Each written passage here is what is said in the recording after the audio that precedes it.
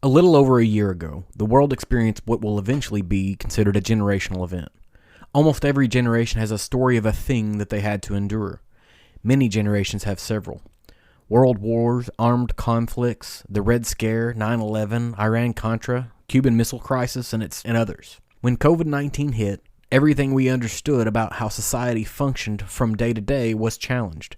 Work norms, how to procure necessities, how children are educated, everything was forced to undergo rapid and dynamic change. As the experience starts to ease up, we can look back on how COVID forced us to emphasize time with family. It pointed out that no matter how individualistic we think we are as Americans, we need, at a humanistic level, the ability to interact with others. When the initial quarantine restrictions were lifted, here in the United States, I found myself going to places where I knew people would be, just relishing in their physical presence, not necessarily interacting. It suspiciously reminded me of the scene from the movie I, Robot, where all of the robots huddle in shipping containers together. But even as the restrictions were lifted, we still lacked the ability to gather, the ability to have community. So how do you develop and nurture community in a COVID post-quarantine landscape?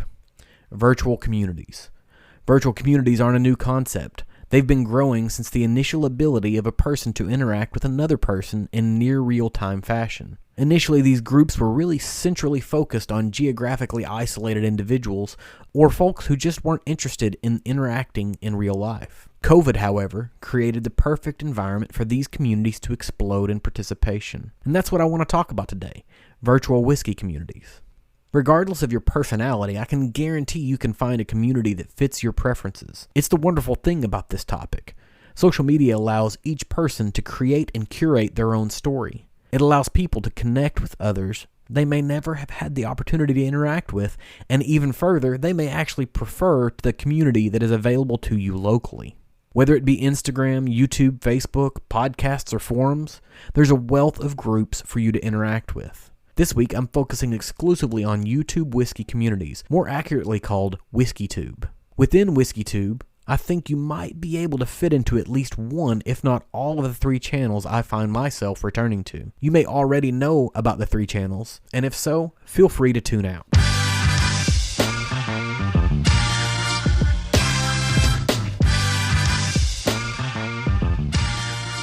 Welcome to the Embellished Podcast, where we like to talk about stories. We like to explore how embellishment makes a story better, how it allows us to connect more deeply with both the person telling the story and the subject of the story. Together, we will explore people, products, and places that have a story to tell. We'll navigate through the truths, half-truths, and outright lies, and decide if truthiness even matters.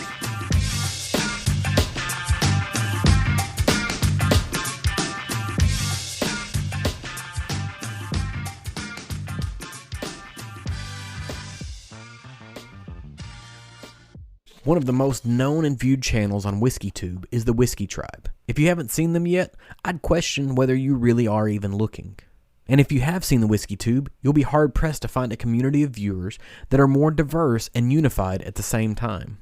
I've personally been a pretty adamant Whiskey Tribe fan. My viewership even predates my current serious bourbon obsession. You'll regularly find they advocate for drinking whiskey you like, the way you like it, and not being ashamed of it. While that's their statement, the entirety of their channel is focused on expanding the knowledge of whiskey and its consumership. Given the production quality and the episodic nature, it almost feels as if it's a whiskey sitcom. If I had to liken it to any sitcom, it comes across very Odd Couple-like. At first blush, it looks and sounds like 2 really good friends drinking whiskey and talking about it, but looks can be deceiving. The undercurrent of the antics of their consumption rely heavily on their interest and ability to educate the average consumer about how whiskey tastes and why it tastes.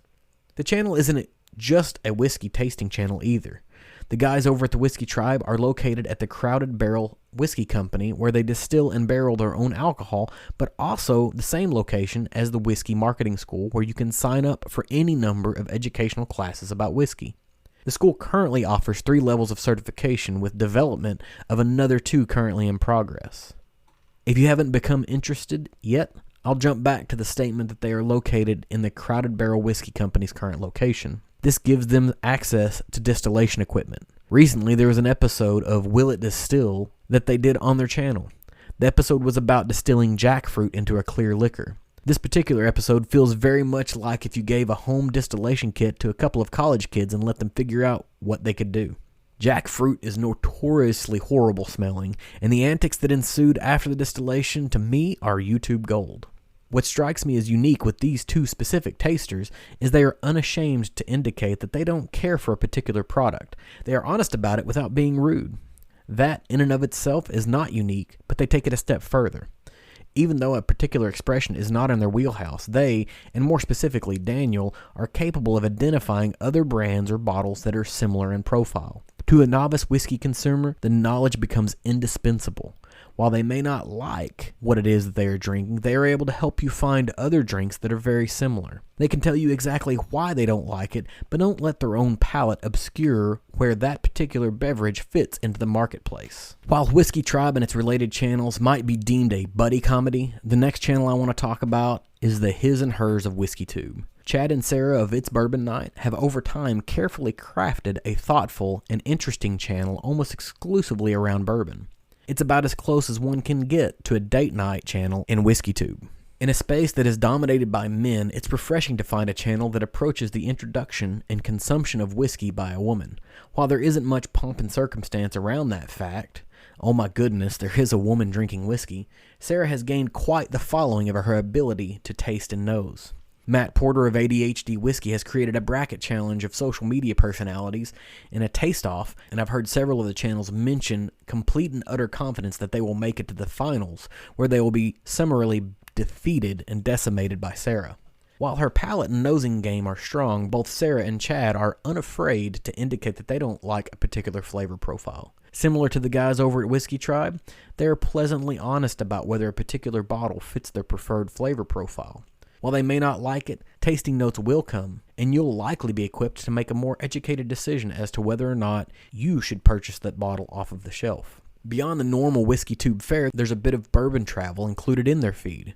Being remotely close to the bourbon capital of the world, It's Bourbon Night has regular episodes centered around travel, distillery visits, and festival attendance. I know personally their episode on what to expect when touring distilleries during pandemic restrictions was beneficial to me. There's even a bit of bourbon and food discussion. I highly encourage you to take a little bit of time and go watch the episode with Peggy No Stevens around bourbon and food pairings. I'll admit that I might be trying to copy some of those recipes to be able to have my own food and whiskey pairing event at my home. Last but certainly not least is my more recent obsession with the Bourbon Junkies channel. I'd be hard-pressed to name two people whose affinity for whiskey was paralleled only by their love of snark and cynicism towards each other. It's very much a Step Brothers of WhiskeyTube. If you haven't ever seen the movie Step Brothers, go ahead, just turn off this podcast and go watch that. It's vastly more interesting than anything I have to say, and once you're done, however, you can come back and have a better understanding of what I'm talking about here. Dan and Sean are completely honest and don't pull any punches when it comes to their consumption of whiskey. It can come across crass and insensitive, but they have no qualms in saying that something tastes terrible. Blunt honesty and snark can only be appealing to a very small subset of the internet. So how do you make a channel more interesting? The only way a couple of stepbrothers can. You make a contest out of it. More recently, they've introduced episodes around pour challenges, where they're tasked with identifying proof, price, and distillery. A running total of points is captured each month, and there's even a wheel of punishment at the end of it all. But beyond the competition and snark, there's a subtext of genuine connection with their community. Religiously, every Tuesday they run a live stream on YouTube. They genuinely interact with the group of people that log on and share comments. Hell, they even respond to Patreon messages individually. In preparation for this particular episode, I sent out some feeler messages to get their take for COVID quarantine impact to their communities, and these guys got a response to me pretty quickly. The initial reason they even began this journey into WhiskeyTube was to create a community of people that they could enjoy hanging out with and drinking whiskey with. Personally, I came across this channel 3 or 4 separate times over the last couple of years. Each time I'd watch an episode or two and then move on. It wasn't until quarantine and the lack of real in-person community being taken away that I really latched onto this particular channel. I think they summed it up well in the response I got. COVID didn't really create any new communities. It just added an accelerant to something that was already happening. It brought new folks to BourbonTube, but the community was already exploding. And that kind of thinking is what sparked the want for me to create an episode dedicated to channels like these. COVID and quarantine took a lot of things from us as a population, but it also brought us a new understanding of how community can be created, nurtured, and grown. I'll challenge you that nothing can ever be a complete replacement for inhuman interaction, but with the technology at our fingertips, we can continue to interact with people from across the world in a meaningful way. Hell, it even presents us with an opportunity to connect with like-minded folks that may be more preferential to our tastes than what is available to us locally. There are exploding groups of people on YouTube, Facebook, Instagram, and more recently TikTok. Weeding through them and finding what is valuable to you can be a monumental task. The 3 mentioned in this episode are just the beginning. In the coming weeks, I'll probably attempt to tackle how to wade through Instagram and or Facebook communities. As for TikTok, I'll leave that to someone a bit younger, as I'm not particularly a fit for that demographic. I'll leave you with some parting thoughts from Dan from the Bourbon Junkies. COVID was a nightmare and is still affecting businesses, people, families, and everything else. I guess the bright side of it is a lot of people found communities that they seem to enjoy being a part of, which is really cool.